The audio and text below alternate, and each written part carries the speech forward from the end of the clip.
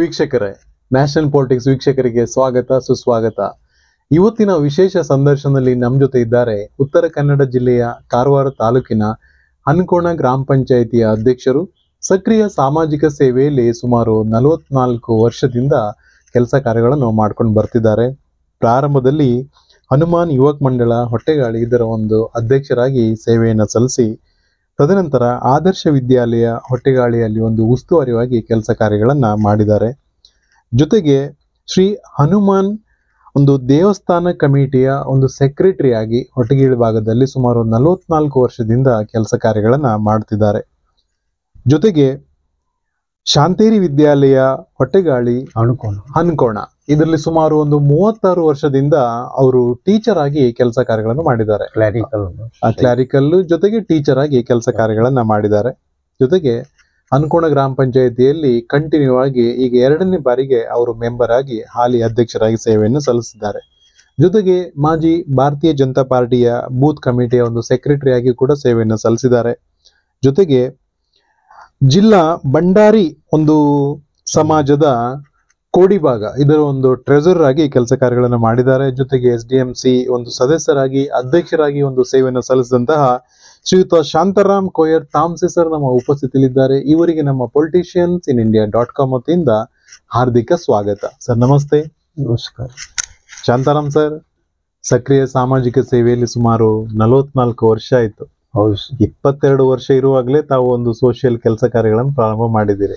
ಸರಿ sir. Educationist ಕೂಡ. ಹೌದು ಸರ್. BA B.Ed ಆಗಿದೆ. ತಾವು ಟೀಚರ್ ಆಗಿ ಒಂದು ವರ್ಕ್ ಮಾಡಿದ್ದೀರಿ. ಹೌದು. ಈಗ ಹಾಲಿ ಗ್ರಾಮ ಪಂಚಾಯಿತಿ ಅಧ್ಯಕ್ಷರು. ಹೌದು. ತಮ್ಮ ಒಂದು ಕಿರು ಪರಿಚಯ ನಮ್ಮ ವೀಕ್ಷಕರ ಮುಂದೆ ಹೇಳಿ ಸರ್. ತಮ್ಮ ಹೆಸರು? ನನ್ನ ಹೆಸರು ಶಾಂತಾರಾಮ್ ಕೋಯರ್ ತಾಮ್ಸಿ. ಓಕೆ.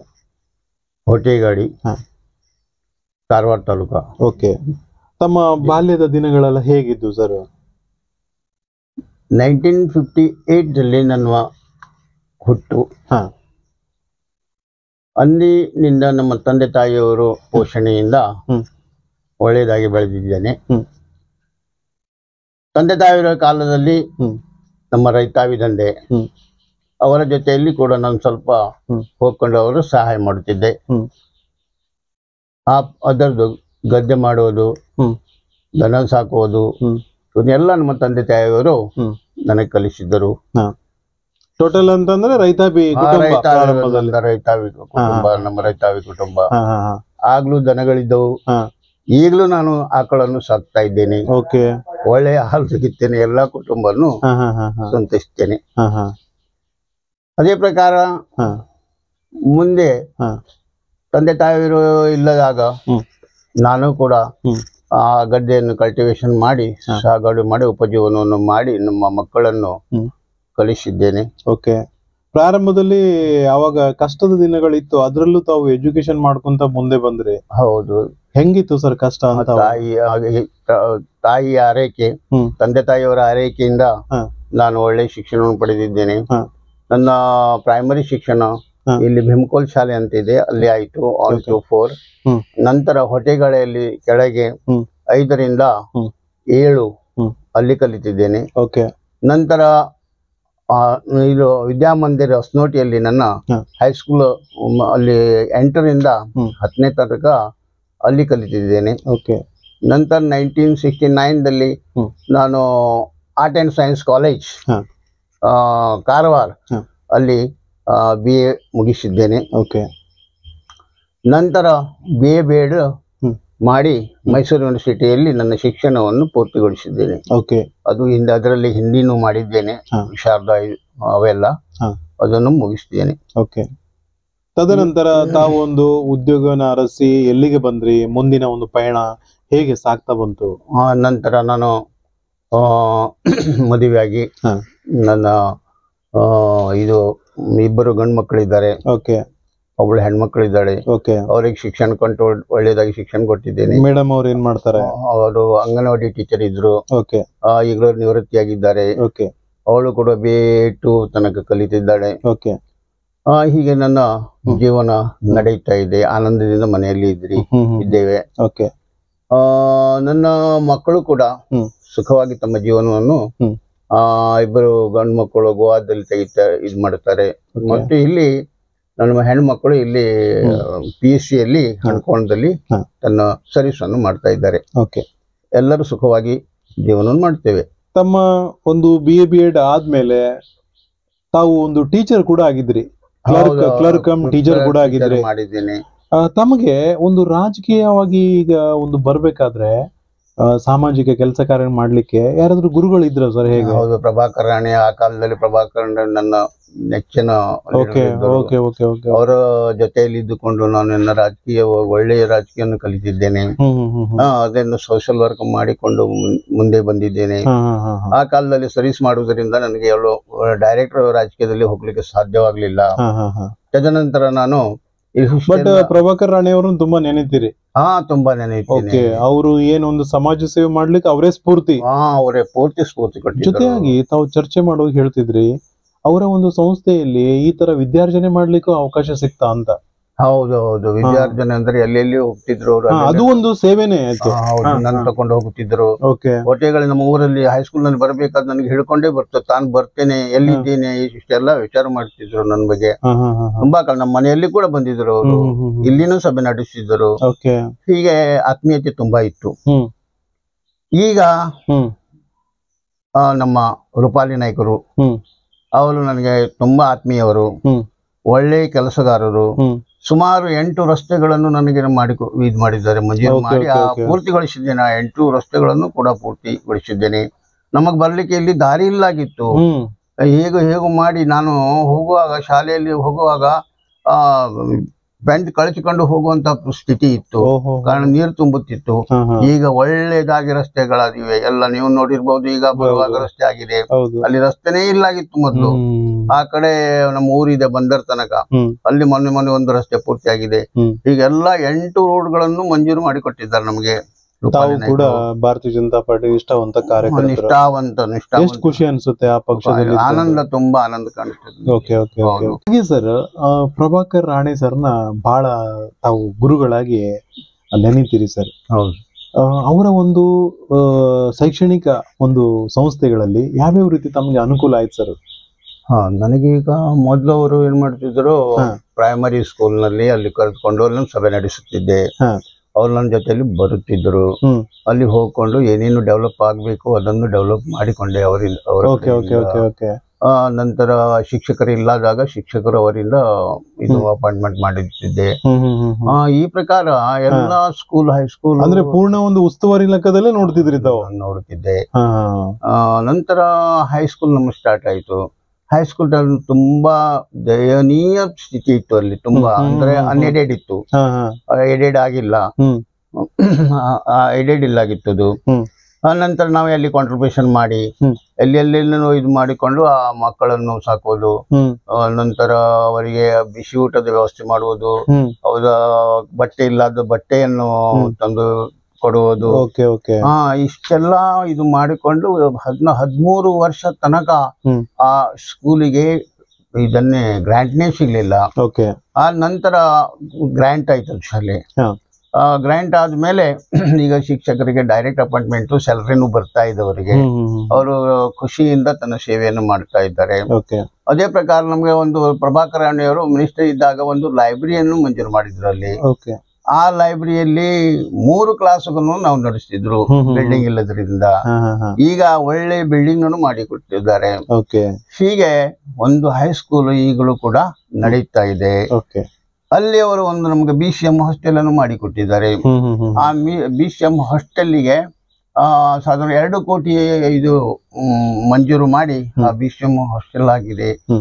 ನಂತರ ಈಗ ಎಲ್ಲೆಲ್ಲೂದಿಂದ ಇಲ್ಲಿ ಧಾರವಾಡ, ಬೆಳಗಾವ್, ನಂತರ ಅಂಕೋಲ ಆ ಕಡೆಯಿಂದ ಮಕ್ಕಳು ಬರ್ತಾರೆ, ಗಂಡು ಮಕ್ಕಳದು BCM ಹಾಸ್ಟೆಲ್.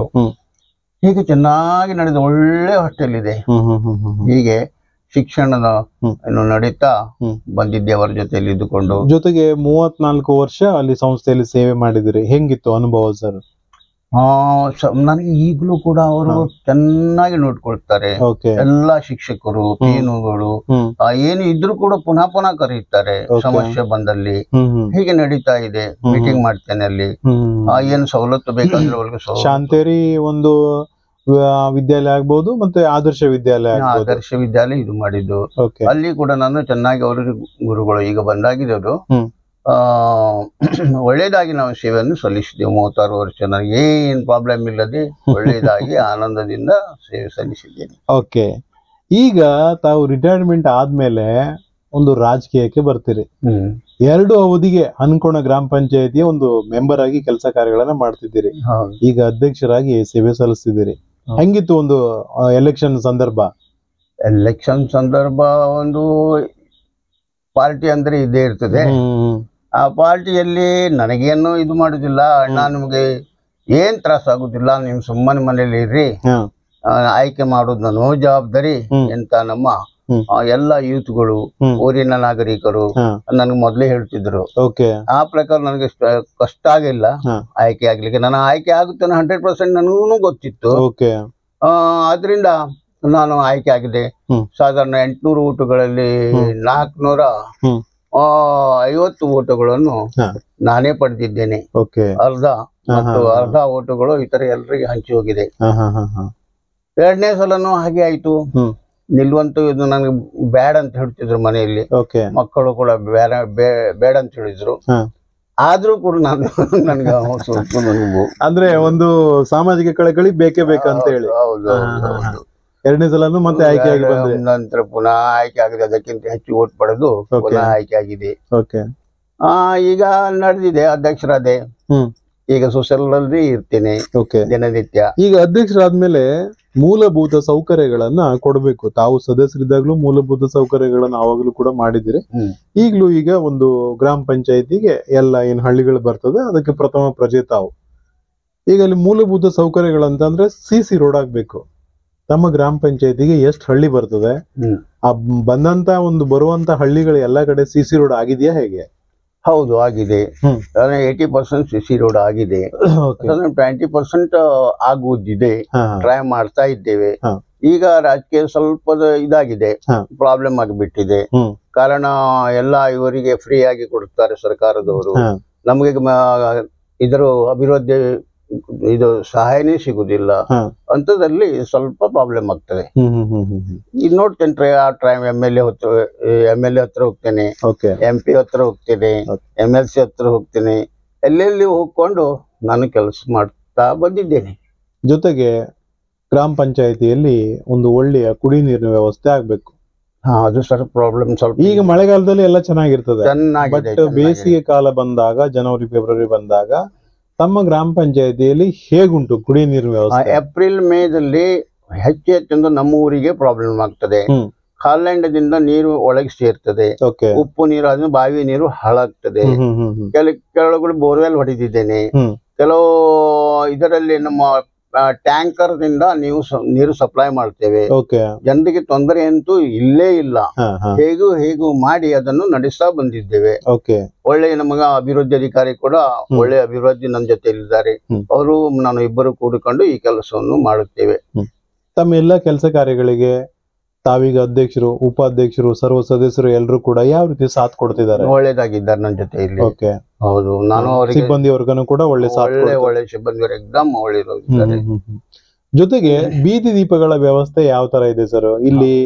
ಅಂದ್ರೆ ಸ್ವಲ್ಪ ಅಂತಂದ್ರೆ ಒಂದು ಗುಡ್ಡಗಾಡು ಪ್ರದೇಶ, ಒಂದು ಕರಾವಳಿ ಪ್ರದೇಶ, ಜಂಗಲ್ಲು, ರಾತ್ರಿ ಯಾರಾದ್ರೂ ಓಡಾಡ್ಲಿಕ್ಕೆ ಹೋಗುವಾಗ ಬರುವಾಗ ಸಮಸ್ಯೆ ಅಂತ ಹೇಳಿ ಸರ್ಕಾರ ಕೂಡ ಒಳ್ಳೆಯ ಒಂದು ಸ್ಟ್ರೀಟ್ ಲೈಟ್ ಗಳನ್ನು ಹಾಕ್ಬೇಕು, ದೇವಸ್ಥಾನದ ಎದುರುಗಡೆ ಹೈ ಮಾಸ್ಕ್ ಗಳನ್ನ ಹಾಕ್ಬೇಕು ಅಂತ ಹೇಳಿ, ಇಂಥ ಕೆಲಸ ಯಾವ ತರ ಆಗಿದೆ? ಅದು ಸರ್ ಈಗ ಮೊದ್ಲು ತುಂಬಾ ಪ್ರಾಬ್ಲಮ್ ಇತ್ತು. ಈಗ ನಾವು ಎಲ್ಲ ಲೈಟ್ ಗಳನ್ನು ಚೇಂಜ್ ಮಾಡಿದ್ದೇವೆ. ಚೇಂಜ್ ಮಾಡಿಕೊಂಡು ಒಳ್ಳೇದಾಗಿ ಮೇಂಟೈನ್ ಮಾಡ್ತೇವೆ. ಎಲ್ಲಾ ಕಡೆಗೆ ಲೈಟು ಚೆನ್ನಾಗಿ ಉರಿತಾ ಇದೆ, ಏನ್ ಪ್ರಾಬ್ಲಮ್ ಇಲ್ಲ. ಹೈ ಮಾಸ್ಕ್ ಆ ಡ್ಯಾಮ್ ಕಡೆಗೆ ಅಲ್ಲಿ ಒಂದು ಒಳ್ಳೆ ಗಾರ್ಡನ್ ಮಾಡಿ ಅಲ್ಲಿ ಭೀಮ್ಕೋಲ್ ಗಾರ್ಡನ್ ಅಂತೆ ಡೆವಲಪ್ ಮಾಡಿ ಅಲ್ಲಿ ಹೈ ಮಾಸ್ಕ್ ಹಾಕಿದ್ದೇನೆ. ಹೀಗೆ ಒಳ್ಳೇದಾಗಿ ಅಭಿವೃದ್ಧಿ ಆಗ್ತಾ ಇದೆ. ನೀರಿನ ಸಮಸ್ಯೆ ಸ್ವಲ್ಪ ಇದೆ. ಈಗ JJM ದಲ್ಲಿ ಆ ನೀರಿನ ಸಮಸ್ಯೆಗಳು ಪೂರ್ತಿ ಆಗ್ತದೆ, ನನಗೆ ಆಶೆ ಇದೆ. ಹೀಗೆ ಅದೊಂದು ಮಹತ್ವಾಕಾಂಕ್ಷಿ ಯೋಜನೆ ಕೂಡ, ಜಲ್ ಜೀವನ ಮಿಷನ್ ಕೂಡ. ಅದು ಈ ಭಾಗದಲ್ಲಿ ಹೇಗೆ ಅದು ವರ್ಕ್ ಆಗ್ತಾ ಇದೆ ಸರ್? ಯಾಕಂದ್ರೆ ದೂರ ಮನೆಗಳಿರ್ತದೆ ಗ್ರಾಮ ಪಂಚಾಯತಿಯಲ್ಲಿ, ಅಲ್ಲಿವರೆಗೆ ಪೈಪ್ ಲೈನ್ ಮಾಡ್ಬೇಕು. ಆ ಒಂದು ಏನು ಈಗ ಒಂದು ಕಾಂಟ್ರಾಕ್ಟ್ ತಗೊಂಡಿದ್ದಾರೆ, ಒಂದು ಸರಿಯಾದ ಕ್ರಮದಲ್ಲಿ ಮಾಡಿದಾರ ಕೆಲಸ ಎಲ್ಲ? ಈಗ JJM ವರ್ಕ್ಗಳು ಅರ್ಧ ನಡೀತಾ ಇದೆ, ಇನ್ನು ಪೂರ್ತಿ ಆಗಿಲ್ಲ. ಹಣ್ಕೊಂಡದಲ್ಲಿ ಒಂದು ಟ್ಯಾಂಕ್ ಆಗಿದೆ. ನಮ್ಮ ಹೊಟೆಗಳಲ್ಲಿ ಹಳೆಯ ಒಂದು ಟ್ಯಾಂಕ್ ಇದೆ. ಗೋಪ್ಸಿಟಾದಲ್ಲಿ ಸ್ವಲ್ಪ JJM ನೀರು ಕೊಡ್ತಾ ಇದ್ದಾರೆ. ಜೂಗದಲ್ಲಿ ಅಲ್ಲಿ ಒಂದು ಟ್ಯಾಂಕ್ ಆಗಿದೆ. ಅದು ಇನ್ನು ಮುಂದೆ ಎಲ್ಲ ಇದು ಕದ್ರಾದಿಂದ ಬರುವುದು ನೀರುದು, ಆ ಕಡೆಯಿಂದ ಗೋಟೆಗಾಳಿ ಕದ್ರ ಅಲ್ಲಿ ಸ್ವಲ್ಪ ಪ್ರಾಬ್ಲಮ್ ಹಾಕೊಂಡು ಸ್ವಲ್ಪ ಇದಾಗಿದೆ, ನಿಂತಿದೆ. ಇದಾಗ್ತದೆ ಈಗ ಸರ್ಕಾರ ಲೆವೆಲ್ ನಲ್ಲಿ ಅದು ಆಗುತ್ತದೆ, ಪ್ರಾಬ್ಲಮ್ ಇರುವುದಿಲ್ಲ. ಒಂದು ವರ್ಷದಲ್ಲಿ ಎಲ್ಲ ನೀರಾವರಿಯಾಗಿ ಏನು ಸಮಸ್ಯೆ ಆಗುದಿಲ್ಲ ಸರ್, ಕಂಪ್ಲೀಟ್ ಆಗ್ತದೆ. ಶೈಕ್ಷಣಿಕವಾಗಿ ನೋಡಿದ್ರೆ ತಮ್ಮ ಗ್ರಾಮ ಪಂಚಾಯತಿ ವ್ಯಾಪ್ತಿಗೆ ಎಷ್ಟು ಅಂಗನವಾಡಿಗಳು ಬರ್ತದೆ, ಜೊತೆಗೆ ಹೈಸ್ಕೂಲು ಮತ್ತೆ ಆಮೇಲೆ ಕಿರಿಯ ಪ್ರಾಥಮಿಕ ಶಾಲೆಗಳು? ಹಾ ಸರ್, ಯಾಕಂದ್ರೆ ತಾವೀಗ ಒಂದು SDMC ಸದಸ್ಯರಿದ್ರಿ, ಅಧ್ಯಕ್ಷರಿದ್ರಿ ಸರ್, ಮತ್ತೆ ತಾವು BA BEd ಮಾಡಿದಂತ ಟೀಚರ್ ಕೂಡ. ಶೈಕ್ಷಣಿಕವಾಗಿ ಸಾಕಷ್ಟು ತಮಗೆ ಕಾಳಜಿ ಇರ್ತದೆ. ಏನೆಲ್ಲ ಕೆಲಸ ಕಾರ್ಯಗಳಾಗಿದೆ? ನಮ್ಮಲ್ಲಿ ಹೊಟ್ಟೆಗಾಳಿಯಲ್ಲಿ 3 ಪ್ರೈಮರಿ ಸ್ಕೂಲ್ಗಳಿವೆ. ಹಣಕೋಣದಲ್ಲಿ 1 ಇದೆ. ನಂತರ ಗೋಪ್ಸಿಟಾದಲ್ಲಿ 2 ಇದೆ. ಇದು ಪ್ರೈಮರಿ ಸ್ಕೂಲುಗಳು. ಗೋಪ್ಸಿಟಾದಲ್ಲಿ ಅಂಗನವಾಡಿಗಳು 2 ಇವೆ. ಹೊಟೆಗಳಲ್ಲಿ 2 ಇವೆ. ಹಣಕೋಣದಲ್ಲಿ 1 ಇದೆ. ಅಲ್ಲಿ ಏನೆಲ್ಲ ಕೆಲಸ ಕಾರ್ಯ ಆಗಿದೆ? ಗೋಪ್ಸಿಟಾದಲ್ಲಿ ಹಣಕೋಣದಲ್ಲಿ 2 ಇದೆ. ಗೋಪ್ಸಿಟಾದಲ್ಲಿ 2. ಹೀಗೆ ಅಂಗನವಾಡಿಗಳು ಇವೆ, ಅದು ನಡೀತಾ ಇದೆ ಚೆನ್ನಾಗಿ. ಅಲ್ಲಿ ಒಳ್ಳೆ ರೀತಿಯ ಮಕ್ಕಳಿಗೆ ನಲಿಕಲಿ ಅಂತ ಹೇಳಿ ಪೇಂಟಿಂಗ್ಸ್ ಆಗ್ಲಿ, ಮತ್ತೆ ಅವರಿಗೆ ಆಟೋಪಕರಣ, ಪೀಠೋಪಕರಣ ಇಂಥದೆಲ್ಲ ಯಾವ ತರ ಮಾಡ್ಕೊಟ್ಟಿದ್ದೀರಿ? ಎಲ್ಲ ಆಟೋಪಕರಣ ಸರ್ಕಾರದವರೇ ಮಾಡ್ತಾರೆ. ನಮ್ಮ ಪಂಚಾಯತ್ ಸ್ವಲ್ಪ ಅವ್ರಿಗೆ ಗ್ರಾಂಟ್ ಇರ್ತದೆ. ಅದು ಫುಟ್ಬಾಲು, ವಾಲಿಬಾಲು, ಆಟಿಕೆಗಳು ಇದೆಲ್ಲ ನಾವು ಪೂರೈಸ್ತೇವೆ. ಅವ್ರಿಗೆ ಸಮಸ್ಯೆ ಇರುವುದಿಲ್ಲ, ಒಳ್ಳೇದಾಗಿ. ಹಿರಿಯ ಪ್ರಾಥಮಿಕ ಶಾಲೆ ಅಲ್ಲಿ ಬಿಸಿ ಊಟ ಇರ್ತದೆ. ಹೌದು, ಮಕ್ಕಳಿಗೆ ಒಳ್ಳೆಯ ಕುಡಿಯ ನೀರಿನ ವ್ಯವಸ್ಥೆ ಆಗ್ಬೇಕು. ಜೊತೆಗೆ ಅವರಿಗೆ ಒಂದು ಊಟದ ಕೋಣೆಗಳಾಗ್ಬೋದು, ಅಲ್ಲಿ ಹೈಟೆಕ್ ಶೌಚಾಲಯಗಳಾಗ್ಬೋದು. ಇಂಥ ಕೆಲಸ ಯಾವ ತರ ಆಗಿದೆ? ಸರ್, ಎಲ್ಲಾ ಕಡೆ ಮಾಡಿದ್ದೇವೆ. ಈಗ ಅಲ್ಲಿ ಬೋರ್ವೆಲ್ ಇದೆ, ನಮ್ಮ ಹೊಟೆಗಳಲ್ಲಿ ಹೈಸ್ಕೂಲ್ ಕಡೆ ಬೋರ್ವೆಲ್ ಇದೆ, ತೆರೆದ ಬಾವಿ ಇದೆ. ನಂತರ ಭೀಮಕೋಲ್ ಡ್ಯಾಮ್ ನಿಂದ ನೀರು ಬರುವಂತೆ ಪೈಪ್ಲೈನ್ ಕೂಡ ನಾವು ಈಗ ಮಾಡಿದ್ದೇವೆ. ಹಣ್ಕೊಂಡದಲ್ಲಿ ಅದೇ ರೀತಿ ಬೋರ್ವೆಲ್, ಟ್ಯಾಂಕು, ಅದರ ಮುಖಾಂತರ ನೀರು ಹೋಗ್ತಾ ಇದೆ. ಅದು ನಂತರ ಗೋಪ್ಸಿಟಾದಲ್ಲಿ JJM ಸಪ್ಲೈ ಆಗ್ತಾ ಇದೆ. ಜೂಗದಲ್ಲಿ ಸ್ವಲ್ಪ ಉಪ್ಪು ನೀರಿನ ಪ್ರಾಬ್ಲಮ್ ಇದೆ, ಅದನ್ನು ಪೂರೈಸುತ್ತೇವೆ, ಈಗ ಮಾಡುತ್ತೇವೆ. ಜೊತೆಗೆ ಅಲ್ಲಿ ಒಂದು ಪೇವರ್ಸ್ ಹಾಕೋದಾಗ್ಲಿ, ಕಾಂಪೌಂಡ್ ಹಾಕೋದಾಗ್ಲಿ, ಅವರಿಗೆ ಒಂದು ಏನಾದ್ರು ಆಟದ ಮೈದಾನ ಮಾಡ್ಕೊಡೋದಾಗ್ಲಿ, ಇಂಥ ಕೆಲಸ ಎಲ್ಲ ಯಾವ ತರ ಆಗಿದೆ? ಕೆಲವೊಂದ್ ಕಡೆ ಕಟ್ಟಡಗಳು ಕೂಡ ಸೋರ್ತಾ ಇರ್ತದೆ ಸರ್, ಈ ಭಾಗದಲ್ಲಿ ಹೆಚ್ಚು ಮಳೆ. ಏನಾದ್ರು ಅಂತ ಒಂದು ಕೆಲಸ ಕಾರ್ಯ ಆಗಿದೆಯಾ ಸರ್? ಜೊತೆಗೆ ಒಂದು NPCIL ಅವ್ರೇನಾದ್ರು ತಮಗೆ ಏನಾದ್ರು ಅನುಕೂಲ ಮಾಡಿಕೊಟ್ಟಿದಾರ? ಅದು ಏನಾಗಿದೆ ಸರ್, MPC ಅಂದ್ರೆ ಅಲ್ಲಿಂದ ಸ್ವಲ್ಪ 15 ಕಿಲೋಮೀಟರ್ ದೂರ ಆಗ್ತದೆ ಅದು. ಆದ್ರಿಂದ ಇಲ್ಲಿ ಅವರಿಂದ ಡೆವಲಪ್ ಏನೂ ಆಗಿದ್ದಿಲ್ಲ. ಅದು ಗ್ರಾಮ ಪಂಚಾಯತಿ ನಿಮ್ಮ ವ್ಯಾಪ್ತಿಗೆ ಒಳಪಡೋದಿಲ್ಲ NPCIL. ಹೌದು. ಆದ್ರಿಂದ ನಾವು ಸರ್ಕಾರದಿಂದ ಎಲ್ಲಾ ಸ್ಕೂಲ್ಗಳನ್ನು ಡೆವಲಪ್ ಮಾಡಿದ್ದೇವೆ. ಯಾವ ಸ್ಕೂಲ್ಗೂ ಏನು ಪ್ರಾಬ್ಲಮ್ ಇಲ್ಲ. ಸಣ್ಣ ಪುಟ್ಟ ಇರುವುದು ಸ್ವಾಭಾವಿಕ. ಆದ್ರೆ ಏನು ನೀರಿಂದು, ಆಟದ ಮೈದಾನದಿಂದ ಎಲ್ಲಾ ಸಮಸ್ಯೆಗಳನ್ನು ಬಗೆಹರಿಸಿದ್ದೀರಿ. ಅಂತದ್ದು ಏನು ಒಂದು ಕುಂದು ಕೊರತೆ ಇಲ್ಲ? ಏನಿಲ್ಲ. ಓಕೆ, ಈಗ ಒಂದು ಪ್ರಮುಖ ವಿಚಾರಕ್ಕೆ ಬರುವುದಾದ್ರೆ, ತಾವು ಕೂಡ ಕೃಷಿಕರು ಸರ್. ಕೃಷಿಕರಿಗೆ ಒಂದು ಒಳ್ಳೊಳ್ಳೆಯ ಒಂದು ಸಹಕಾರ ಮಾಡ್ಲೇಬೇಕು. ರೈತರಿಗಾಗಿ ಕೂಡ ಒಂದು ಒಳ್ಳೆ ಯೋಜನೆಗಳು ಬರ್ತದೆ. ಅವರಿಗೆ ಒಂದು ಇಂಗು ಗುಂಡಿಗಳು, ಆಮೇಲೆ ಏನಾದ್ರೂ ಚೆಕ್ ಡ್ಯಾಮ್ಗಳಾಗ್ಬೋದು, ಬದುಗಳ ನಿರ್ಮಾಣ, ದನದ ಕೊಠಡಿ, ಒಂದು ಮೇಕೆಗಳ ಶೆಡ್, ತೋಟಗಾರಿಕೆ ಇಲಾಖೆ ಸಹಾಯ ಪಡೆದು ಅವರಿಗೆ ಒಂದು ಪೈಪ್ಗಳು ಕೊಡುವಂತ ಕೆಲಸ ಕಾರ್ಯ ಇರ್ತದೆ. ಹೌದು ಸರ್. ತಾವು ಇಂಥ ಕೆಲಸ ಮಾಡಿದ್ದೇವೆ. ಪ್ರತಿ ಒಂದು ಹಳ್ಳಿಗಳಲ್ಲಿ ಯಾರಿಗೆ ಕೊಟ್ಟಿಗೆ ಮಾಡಿ ಕೊಟ್ಟಿದ್ದೇವೆ ನಮ್ಮ ಪಂಚಾಯತ್. ಆ ನಂತರ ಇದು ಆ ಗುಂಡಿಗಳನ್ನು ಹೊಡೆಯುವುದು ಪಂಚಾಯತ್ ಮಾಡಿ ಕೊಟ್ಟಿದ್ದೇವೆ. ನಂತರ ಇದು ಹಳ್ಳಗಳಿಗೆ ಇದು ಚೆಕ್ ಡ್ಯಾಮ್ಗಳನ್ನು ಮಂಜೂರು ಮಾಡಿ ಸರ್ಕಾರದಿಂದ ಅದನ್ನು ಕೂಡ ಚೆಕ್ ಡ್ಯಾಮ್ಗಳನ್ನು ಮಾಡಿಕೊಟ್ಟಿದ್ದೇವೆ. ನಂತರ ರೈತರಿಗೆ ರಸಗೊಬ್ಬರದ ಬಗ್ಗೆ ಮಾಹಿತಿ ಕೊಟ್ಟಿದ್ದೇವೆ. ಮೇಲಿನ ಮೇಲೆ ಅಧಿಕಾರಿಗಳು ಬಂದಾಗ ಅವರಿಗೆ ಸಹಕರಿಸಿ ಜನರಿಗೆ ಆಗೋ ತೊಂದರೆಗಳನ್ನು ಬಗೆಹರಿಸಿದ್ದೇವೆ. ಅದೇ ಪ್ರಕಾರ ಏನು ಔಷಧಿ ಹೊಡಿಬೇಕು, ಯಾವ ಟೈಮ್ದಲ್ಲಿ ಅದಕ್ಕೆ ಗೊಬ್ಬರ ಹಾಕಬೇಕು, ಅದನ್ನೆಲ್ಲ ಮಾಹಿತಿ ಕೊಟ್ಟು ಸರ್ಕಾರದಿಂದ ಅವರಿಗೆ ಮುಂದೆ ಬರಲಿಕ್ಕೆ ಸಹಾಯ ಮಾಡ್ತಾ ಇದ್ದೇವೆ. ಈಗ ಕೀಟನಾಶಕ ಇದು ಔಷಧಿಯನ್ನು ಸಿಂಪಡಿಸಿ ಅದನ್ನು ಕೂಡ ಬೆಳೆಯುವುದರಲ್ಲಿ ಗದ್ದೆ ಬೆಳೆಯುವುದರಲ್ಲಿ ಜನ ಮುಂದೆ ಬಂದಿದ್ದಾರೆ. ಜೊತೆಗೆ ಸ್ವಚ್ಛತೆ ನೈರ್ಮಲ್ಯವನ್ನು ಕಾಪಾಡಬೇಕು. ಗ್ರಾಮ ಪಂಚಾಯತಿಯಲ್ಲಿ ಗಾಡಿ ಇರಬೇಕು, ಪ್ರತಿ ಮನೆಗೆ ಬಕೆಟ್ ಗಳನ್ನ ಕೊಡ್ಬೇಕು, ಹಸಿ ಕಸ ಒಣ ಕಸ ಮತ್ತೆ SLRM ಘಟಕನು ಕೂಡ ಮಾಡ್ಬೇಕು. ಇಂತ ಕೆಲಸ ಮಾಡಿದೀರಾ? ಹೌದು ಸರ್, ನಮ್ಮಲ್ಲಿ ಗಾಡಿ ಇದೆ, ಪಂಚಾಯತ್ ಗಾಡಿ ಇದೆ. ಅದು ಹಸಿ ಕಸಗಳನ್ನು ತಂದು ಪಂಚಾಯತ್ ಅಲ್ಲಿ ಇದು ಇದೆ, ಶೆಡ್ ಇದೆ, ಆ ಶೆಡ್ ಅಲ್ಲಿ ಡಂಪ್ ಮಾಡ್ತಾರೆ. ನಂತರ ಮನೆ ಮನೆಗೂ ನಾವು ಬಕೆಟ್ ಕೊಟ್ಟಿದ್ದೇವೆ. ಅದನ್ನು ಜೊತೆಗೆ ಅವೇರ್ನೆಸ್ ಕೂಡ ಮೂಡಿಸ್ಬೇಕು. ಈ ಡೆಂಗ್ಯೂ ಬರಬಾರ್ದು, ನೀರನ್ನ ಸ್ಟೋರ್ ಮಾಡಬಾರ್ದು ಅಂತ ಹೇಳಿ ಇಂಥದ್ನೆಲ್ಲ ಕೆಲಸ ಸರ್ ಯಾವ ತರ ನಡೀತಿದೆ? ಚೆನ್ನಾಗಿ ನಡೀತಿದೆ. ನಾವು ಕೂಡ ಹಳ್ಳಿ ಹಳ್ಳಿಗೆ ಹೋಗ್ಕೊಂಡು ಆ ಡೆಂಗ್ಯೂ ಬಗ್ಗೆ, ನಂತರ ಇತರ ಸಾಂಕ್ರಾಮಿಕ ರೋಗದ ಬಗ್ಗೆ ಎಲ್ಲಾ ಮಾಹಿತಿ ಕೊಡ್ತೇವೆ. ಅದು ನನ್ನ ಮಗಳು ಕೂಡ ಅಲ್ಲಿ ಹಾಸ್ಪಿಟಲ್ ಅಲ್ಲಿ ಇದ್ದರಿಂದ ನನಗೂ ಕೂಡ ಸಹಾಯವಾಗಿರ್ತದೆ. ಡಾಕ್ಟರ್ ಕೂಡ ನನಗೆ ಸಹಾಯ ಮಾಡ್ತಾರೆ. ಹಳ್ಳಿ ಹಳ್ಳಿಗೂ ಹೋಗಿ ನಾವು ಅದನ್ನೆಲ್ಲ ಇದು ಮಾಡ್ತೇವೆ, ಮಾಹಿತಿ ಕೊಡ್ತೇವೆ. ಹೌದು ಸರ್. ಜೊತೆಗೆ SC ST ಫಂಡ್ ಅಂತ ಬರುತ್ತೆ, ಸ್ವಲ್ಪ ರಿಸರ್ವೇಶನ್. ಅವರಿಗೆ ಅವರು ಒಂದು ಉಳ್ಕೊಳ್ಳುವಂತ ಜಾಗದಲ್ಲಿ ಒಂದು ಗಟರ್ ಮಾಡೋದು, ಇಲ್ಲ ಏನಾದ್ರು ಒಂದು ಸೋಲಾರ್ ಒಂದು ದೀಪಗಳ ವ್ಯವಸ್ಥೆ ಮಾಡೋದು, ಈ ತರ ಕೆಲಸ ಕಾರ್ಯ ನಡೀತದೆ. ತಾವು ಈ ರೀತಿ ಮಾಡಿದೀರಾ? ಹೌದು ಸರ್. 25% ನಾವು ಬಂದ ಗ್ರಾಂಟ್ ನಿಂದ 15 ಫೈನಾನ್ಸ್, 14 ಫೈನಾನ್ಸ್, 13 ಫೈನಾನ್ಸ್ ಇದರಲ್ಲಿ 25% ಕಟ್ ಮಾಡಿಕೊಂಡು ಅವರಿಗೆ ಅದರ ಬಗ್ಗೆ ಗಟಾರ ಮಾಡುವುದು, ನಂತರ ಲೈಟ್ ಹಾಕುವುದು, ನಂತರ ತಂತಿ ಎಳೆಯುವುದು, ಏನೇನು ಅವರಿಗೆ ಇಷ್ಟ ಆಗ್ತದೆ ಇದರಿಂದ ಸರ್ಕಾರಿ ನಿಯಮ ಪ್ರಕಾರ ಏನೇನು ಬೇಕಾಗ್ತದೆ ಅದನ್ನೆಲ್ಲ ಅವರಿಗೆ ನಾವು ಮಾಡಿಕೊಟ್ಟಿದ್ದೇವೆ. ಗ್ರಾಮ ಪಂಚಾಯಿತಿಯಲ್ಲಿ ಒಂದು ಅನುದಾನ ಸ್ವಲ್ಪ ಕಡಿಮೆ ಬರುತ್ತಂತ ಒಂದು ಅಪವಾದ ಇದೆ. ಇದಕ್ಕೆ ಹೊರತಾಗಿ ಒಂದು ನರೇಗಾ ಒಂದು ಯೋಜನೆ ಎಷ್ಟು ಅನುಕೂಲ ಆಗಿದೆ ಸರ್? ಮಹಾತ್ಮ ಗಾಂಧಿ ಒಂದು ನರೇಗಾ ಯೋಜನೆ. ಸರಿ ಸರ್, ಅದು ಇದರಲ್ಲಿ ನರೇಗಾದಲ್ಲಿ ಕೆಲಸ ಮಾಡಲು ಜನ ಮುಂದೆ ಬಂದಿಲ್ಲ ಆದ್ರೂ ಕೂಡ ನಾವು ಅವರಿಗೆ ಪ್ರೋತ್ಸಾಹಿಸಿ ಕೆಲವು ಶಾಲೆ ಹತ್ರ ಕಾಂಪೌಂಡ್ ಗೋಡೆಗಳು, ಗದ್ದೆಗಳಲ್ಲಿ ಅದು ಗದ್ದೆದ್ದು ಇದು ಹದ ಮಾಡುವುದು ಕೊಟ್ಟಿದ್ದೇವೆ. ಹಳ್ಳಗಳಿಗೆ ಡ್ಯಾಮ್, ಚಿಕ್ಕ ಡ್ಯಾಮ್ ಮಾಡಿದ್ದೇವೆ. ಎಲ್ಲ ಇದು ಇದೆಲ್ಲ ಅಂದ್ರೆ ಉದ್ಯೋಗ ಖಾತ್ರಿಯಲ್ಲೇ ಮಾಡಿದ್ದೀರಿ? ಉದ್ಯೋಗ ಖಾತ್ರಿಯಲ್ಲಿ ಮಾಡಿದ್ದೇವೆ. ಸುಮಾರು ಎಷ್ಟು ಮೊತ್ತದ ಕೆಲಸ ಆಗಿರ್ಬೋದು ಈಗ ನಮ್ಮ ಇದರಲ್ಲಿ ಪಂಚಾಯತ್ ಅಲ್ಲಿ? ಅಂದಾಜು ಈಗ 15 ಲಕ್ಷ ಆದ್ರೆ ಕೆಲಸ ಆಗಿದೆ. ಹೋದ ಒಂದು 15 ಫೈನಾನ್ಸ್ ಅಲ್ಲಿ ಎಷ್ಟು ಬಂದಿತ್ತು ಅನುದಾನ ಸರ್? 23 ಲಕ್ಷ ಸರ್. ಅದರಲ್ಲಿ 25% ನಮ್ಮ ಇದಕ್ಕೆ ಹೋಗ್ತದೆ, SCಗೆ ಹೋಗ್ತದೆ. ನಂತರ ಇದಕ್ಕೆ ಗಾಡಿ ಇದೆಯಲ್ಲ, ಇದು ಇದು ಇದು ತರುವುದು, ಇದು ಕಚರಾ ಗಿಚರಾ ತರುವುದು ಗಾಡಿ ಇದೆಯಲ್ಲ, ಅದಕ್ಕೆ ಬೇಕಾಗ್ತದೆ. ಹೀಗೆ ಆಗ್ತದೆ. ತಾಲೂಕ್ ಪಂಚಾಯತ್ ದಿಂದ, ಜಿಲ್ಲಾ ಪಂಚಾಯತ್ ದಿಂದ ನಾವು ಗ್ರಾಂಟ್ ತರ್ತೇವೆ. ಅದನ್ನು ಹಾಕಿಕೊಂಡು ಅಭಿವೃದ್ಧಿ ಆಗ್ತಾ ಇದೆ. ಈ ಭಾಗದ ಮಾಜಿ ಶಾಸಕರು ಸನ್ಮಾನ್ಯ ರೂಪಾಲಿ ನಾಯ್ಕ್ ಮೇಡಮ್ ಅವ್ರನ್ನ ಯಾವ ರೀತಿ ನೆನಪು ಮಾಡ್ಕೊಂತೀರಿ? ಅವರ ತಮ್ಮ ಎಲ್ಲ ಕೆಲಸ ಕಾರ್ಯಗಳಿಗೆ ಯಾವ ರೀತಿ ಒಂದು ಸಹಾಯ ಸಹಕಾರ ಮಾಡಿದ್ರು? ತುಂಬಾ ಒಳ್ಳೆಯವರು.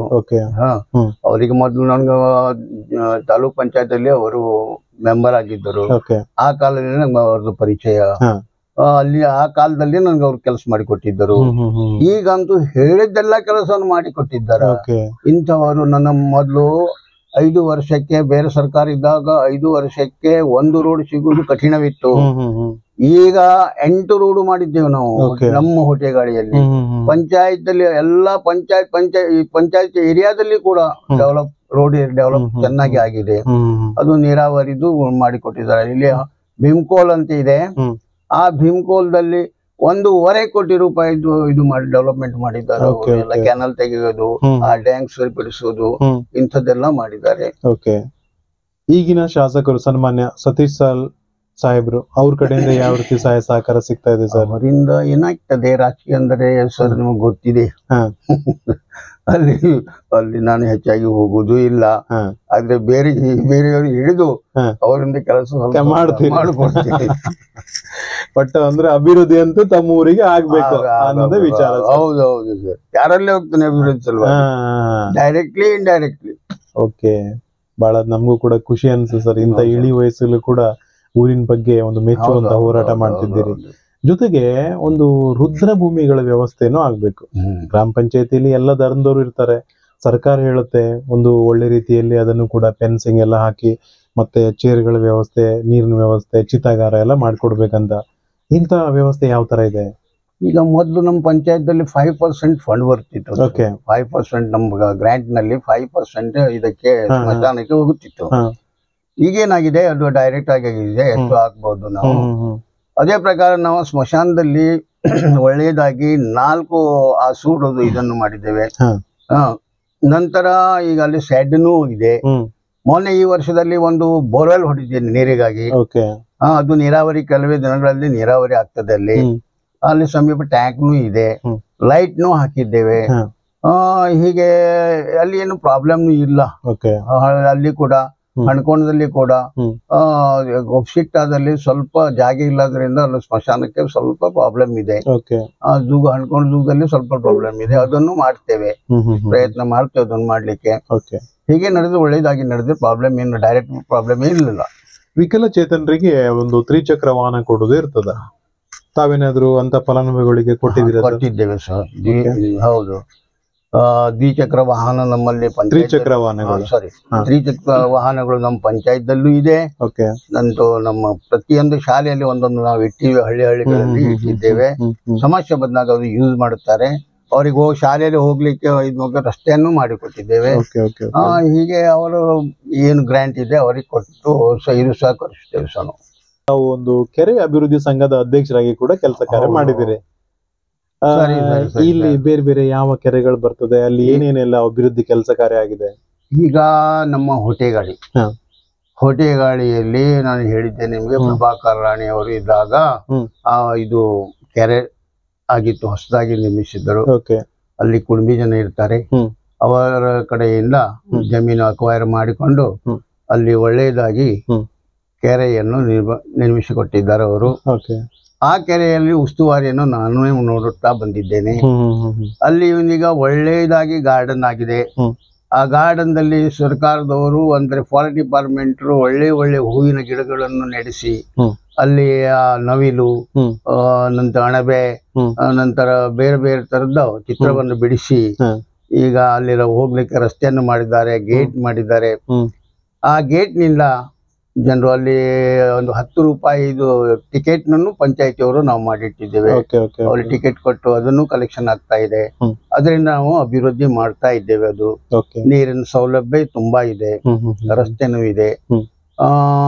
ಈಗ ಅಲ್ಲಿ ಮೊನ್ನೆ ನಮ್ಮ ರೂಪಾಲಿ ನಾಯ್ಕರವರು ಇದಕ್ಕೆ 1.5 ಕೋಟಿ ದುಡ್ಡು ಹಾಕಿಕೊಂಡು ಅದನ್ನು ಅಭಿವೃದ್ಧಿಪಡಿಸಿದ್ದಾರೆ.